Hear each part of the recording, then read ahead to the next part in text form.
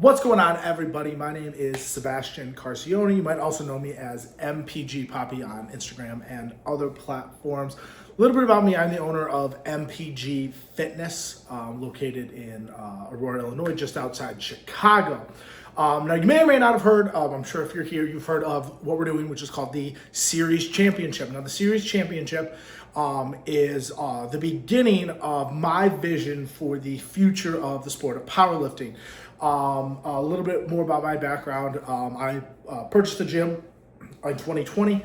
I've been running it for the past 6 years. I got into powerlifting when I myself wanted to compete and looked on the schedule in Illinois, and there were no meets. So I talked to my buddy. He said, you own a gym, you should run a meet. So we ran a meet in the summer of 2022. The first day sold out immediately. We opened the second day. That day sold out. And I really haven't looked back. I saw the potential, not only from the business side, but from an entertainment side. I've been a sports fan all my life. I see the potential in powerlifting. But potential is the key word, right? We're not quite there yet. We still do some things that aren't super great, that need to be fixed, and this is kind of the beginning of that evolution towards a more commercially viable sport. My mission is to make the sport more watchable. If the sport's more watchable, people will pay to, or will watch it, will pay to watch it, and then we can pay the athletes and we can grow the sport, right? So the key is to make the sport more watchable. Now, the number one reason people watch sports is to root for their team. It's a huge element of powerlifting that's completely missing. That's evident in the major four sports leagues, the NHL, MLB, NBA, NFL. They're all team-based sports. That's just a tribal thing. You want to root for your city or where you're from, whereas opposed to individual sports are a little bit harder. They're also harder to monetize too, which means there's less money to go around to make the sport grow and do better. So that kind of brings us to, there's a lot going on here. This is going to be a kind of a longer video. So just, if you're really interested in the growth, the future of the sport, stay tuned. Maybe come back, watch it in different parts. But I'm going to kind of be breaking down my entire plan and my entire strategy. Things are bound to change, but this is kind of the general direction where we want to go in. Our general core principle is pay, entertain, market, repeat. So basically, I guess it really starts with entertain. So we want to get people more entertained in powerlifting. I think powerlifting is a great sport. The events are just way too long, and too many parts of the events are not relevant. So IPF Worlds is a great example. Not only are the events just a little too long, the average viewing window is between 2 and 2.5 hours, and they extend on 3.5 hours. Most of the competitors aren't relevant. You'll have a battle between 1 or 2 lifters, maybe 3, and then the rest of the lifters, you're kind of just watching paint dry. So it's really important we improve these events. When you're on a team, each performance is relevant towards the end of the event, as well as that we will be shrinking the amount of lifters between formats. There's a couple other more creative things that are outside of the box, but those simple changes will really make a big difference. And then if those don't work, then we can start to get outside the box, look at it, fewer attempts, wildcard attempts, stuff like that. That's further down the line if we need to add those things. So yeah, we want to entertain. If we entertain, people will pay. We can pay the athletes, and then we can take some of that money to market, and then repeat the cycle. It's a pretty basic business. You advertise, people come watch. You pay some of the athletes. You take some of the revenue home. You reinvest, and you market more, and you grow. It's really not that complicated, due to the nature of just how things have been structured in powerlifting. We haven't really gotten to that point. But yeah, that's kind of our general core philosophy. I'm going to swing over here real quick. These are the end goals. So these are my big goals. These are kind of what, if powerlifting were a major sport, what it would look like.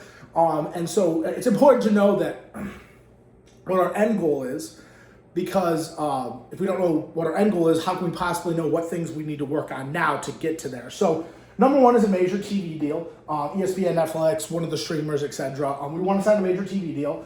In order to sign a major TV deal, the sport would have to grow and gain viewership in a way that we'd be able to execute on that. That would pretty much end almost, I don't know, like that would be the end of, in a good way, everything, right? You would sign a major TV deal, you'd have all that cash, you would then be able to do all the things you need to do financially, logistically, to make the sport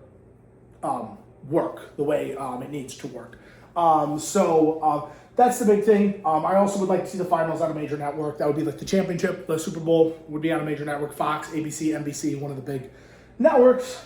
Another thing is sports betting.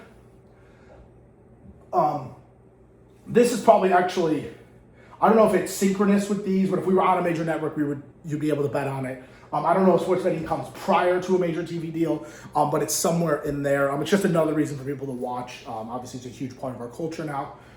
Very important. So yeah, that's kind of the, and then we have 10 to 12 events in major cities, a la Formula One, right? We'd have one in Austin, one in Texas. And remember, the best thing about the team thing is the rosters rotate. So each city could have, I give an example. Someone like Agatha competes every single month, and then someone like, Jesus is only competing once, 1, 2, 3 times, whatever. It's kind of a calibration thing. And athletes who compete more frequently at a high level would be the ones who get compensated more. The ones who don't would get compensated less. That's generally how that would work.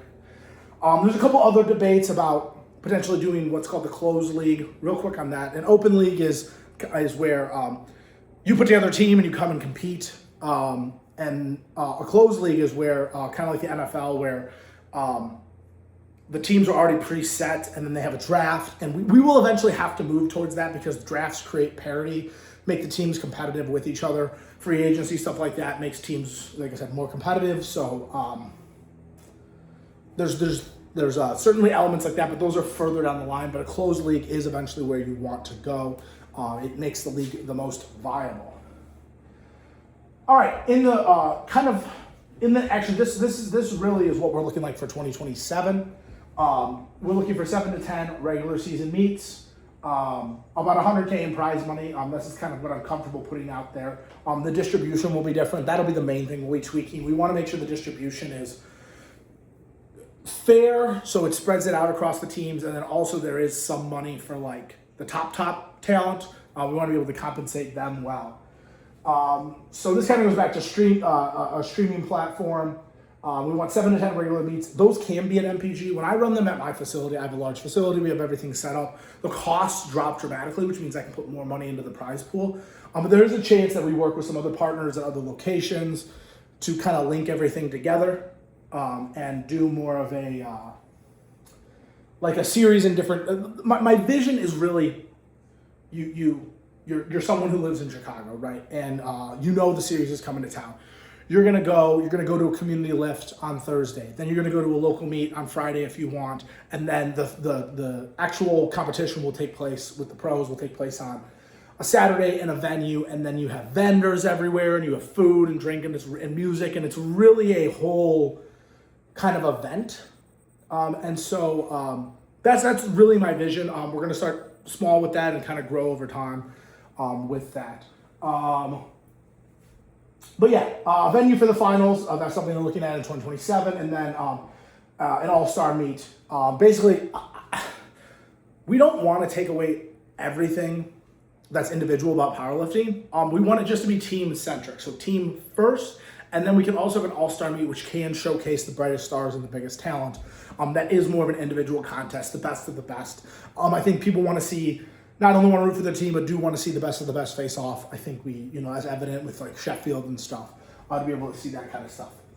All right, that's kind of where we're going. I have lots of big ideas and lots of things, and I've tried lots of things, and I've met with lots of different people and talked a lot about all this. There's definitely lots of ideas. There's lots of things we can do. The main thing I want to impress upon people is we have to fix the core product. Right, the core product has to be fixed. Right, the events are too long. They're not entertaining. Too many irrelevant performances. We have to fix that first, and then we can do all this fun stuff. Right, so many times I see people improving production, improving media. The talent is great. The talent has never been better in powerlifting, but the product itself just needs to tweaks, which I don't think they're big tweaks. I'm not asking to add another event. I'm not asking to add clean and jerk or anything. I think we just need to tweak some things in the format. But yeah, here's where we are right now. We've got 5 regular season meets. All but one of them had $5,000 in prize money. The only one that doesn't is March because it's the same month as PA Nat. And we didn't think we were going to get turnout for that. The Power Express was already won by Team SBT, Strength by Tons. They won $5,000, and they took home some power points, which I'll get to. There's 4 remaining regular season meets. Each one is 10, 6, and 4. PowerPoints up for grabs for the first, second, and third place team respectively. So you have options there. You do need to hit at least 60% of the world record to qualify for the finals. You can do that as an individual. You don't need a team. You do need a team for the finals, but do need a team for the PowerPoints that you want to pick up for the finals. But you'll need 60% to qualify there at a regular season meet. But yeah, once you qualify, we'll have the finals on July 24th through 26th. We'll have a community lift, we'll have local meets, we'll have a local meet, we'll have the finals. We're going to have like a whole thing in the parking lot of my gym. We'll have like bouncy things and music and food and all kinds of stuff like that. So really excited about all of this. Yeah, I'm personally, everything's pretty much already set. As far as 2026 goes, I'm really focused on 2027, kind of building that stuff out, what that's going to look like. It's hard because you don't know what 2026 is going to look like, but I'm hopefully, playing with some different parts and pieces to make this all work. But yeah, make sure you like, subscribe, follow us at The Series. If you want to go to our website, I'll link it below at theseries.net, and I'll catch you guys on the platform.